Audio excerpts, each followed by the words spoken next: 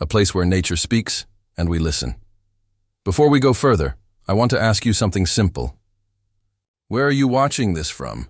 And one more thing. What do you feel when you see an owl? Have you ever looked into the eyes of an owl and felt something deep? I mean truly deep, not just a passing glance, but a moment where time slows down and something ancient seems to gaze back at you. Those large, forward-facing eyes are not like the eyes of other birds. They don't just see. They seem to understand. They hold a kind of stillness that makes you stop breathing for a second. In many cultures, people have feared owls because they appear at night, because their calls can sound eerie, because they are wrapped in superstition.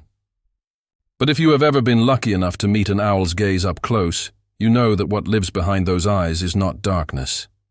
It is depth. It is patience. It is a quiet, ancient wisdom that has watched the world change, while the owl itself has remained almost unchanged for millions of years. And that brings me to another question, one that sits at the heart of everything we do here at Echoes of the Wild.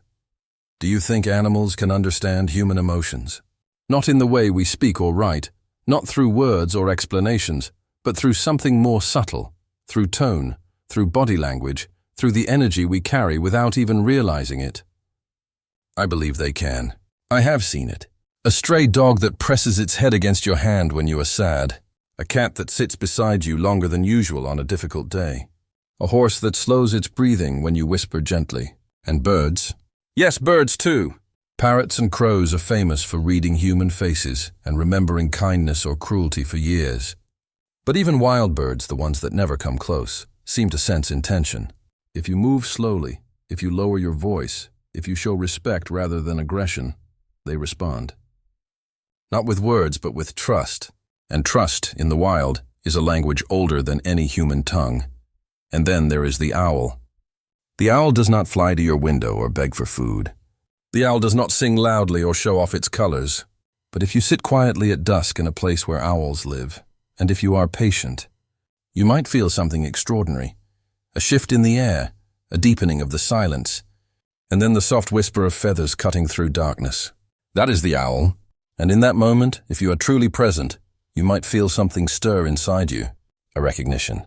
A memory older than your own life, a sense that you are not alone in your watching, that something else is watching too, not with fear or hunger, but with pure, silent awareness.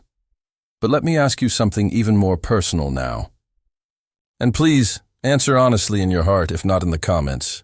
Have you ever helped a bird in need? Not just admired one from afar, not just taken a photograph, but actually stopped what you were doing and helped a bird that was struggling, injured, lost, or afraid? This is not a test. There is no right or wrong answer. But I ask because helping a bird is one of the most humble and beautiful acts a person can do. A bird is fragile. A bird's bones are hollow. A bird's life can end in a moment. From a window, from a cat, from a storm, from a piece of plastic carelessly thrown away. And yet birds carry on. They build nests in the most unlikely places. They sing after rain. They migrate thousands of miles with nothing but instinct and hope. Owls are not just birds.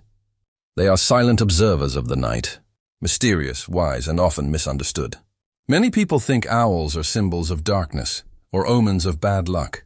But in reality, they are protectors of balance in nature. They control pests. They keep ecosystems stable.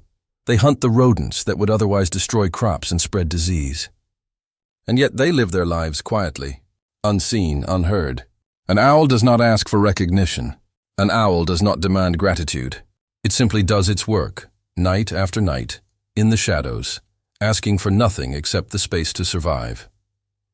Imagine a cold night. The kind of night where the wind cuts through your clothes and the stars seem distant and cold. Imagine an injured owl sitting alone on the ground, unable to fly. Maybe it was hit by a car. Maybe it flew into a fence. Maybe it is sick or exhausted or too young to understand why its wings no longer work. No one notices. No one stops. Cars pass. People walk by with their heads down, lost in their own worlds. The owl sits there, heart beating fast, eyes wide, not understanding why it cannot return to the safety of the trees. It does not scream. It does not cry out. Owls are silent even in pain. And so the night grows colder, and the owl waits. For what? For help that may never come. But what if just one person decided to care? Not a wildlife expert, not a veterinarian, just an ordinary person who saw something wrong and chose to act. A small act, giving water from a bottle cap, calling a local wildlife rescue, placing a box over the owl to keep it calm, or simply staying nearby to protect it from predators until help arrives. That small act can mean the difference between life and death. I have seen it happen. I have seen an owl that could not fly take to the skies again after weeks of care. I have seen a baby owl, found on the ground, grow strong enough to return to the forest. And I have seen the faces of the people who helped.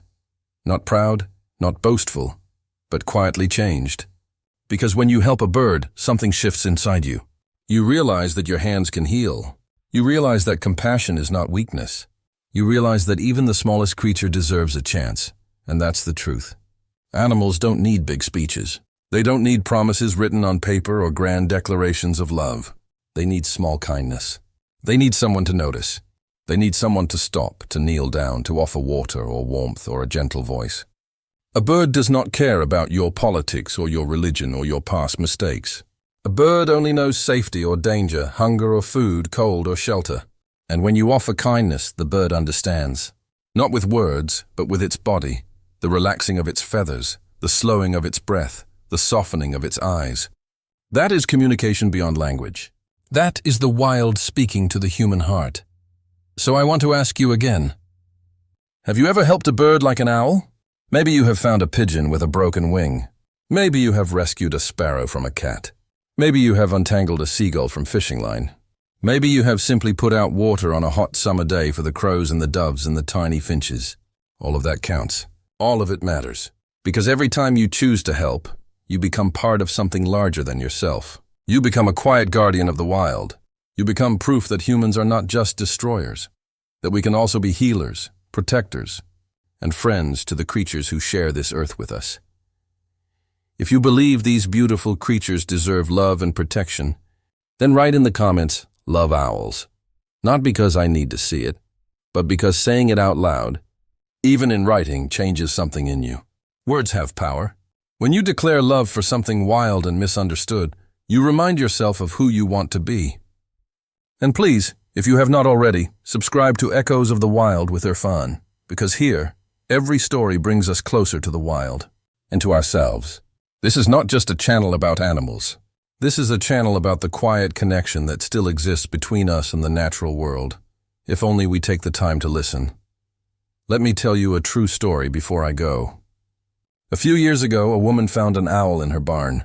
The owl was alive but weak, barely moving, its feathers matted with dirt and something that looked like oil.